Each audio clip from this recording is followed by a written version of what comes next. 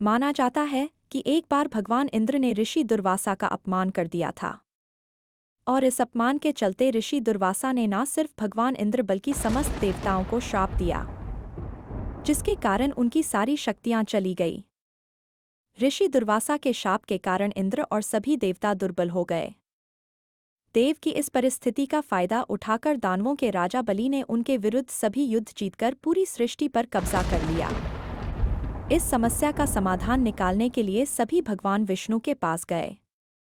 तब भगवान विष्णु ने उन्हें यह सलाह दी कि ने सभी देवताओं को समुद्र मंथन करने के लिए बोला।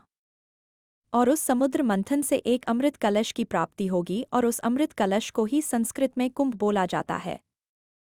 सभी देव अपनी शक्तियां खो देने के कारण दुर्बल हो चुके थे और इसलिए समुद्र मंथन का कार्य उनके लिए अब आसान नहीं था। इस समस्या का भी हल भगवान विष्णु ने बताया कि वह इस कार्य में दानवों की मदद ले। समुद्र को मथने के लिए मंदराचल पर्वत का उपयोग किया गया था और इस पर्वत के साथ वासुकी जो सर्पों के राजा है, उन्होंने इस कार्य में रस्सी के रूप में सहायता की है। समुद्र मंथन के दौरान मंदराचल पर्वत को सहारा देने के लिए भगवान विष्णु ने एक कछुए का अवतार लिया। समुद्र मंथन के दौरान एक एक कर समुद्र से 14 रत्नों निकले।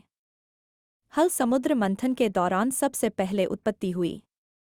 कालकूट एक ऐसा पॉइजन जो देव और असुर दोनों के लिए हानिकारक था, जिसका निवारण उन सभी की विनती पर भगवान शिव ने उस विष को अपने कंठ में ही रखा और उसे शरीर में जाने से रोका, जिस कारण उनका कंठ नीले रंग का हो गया।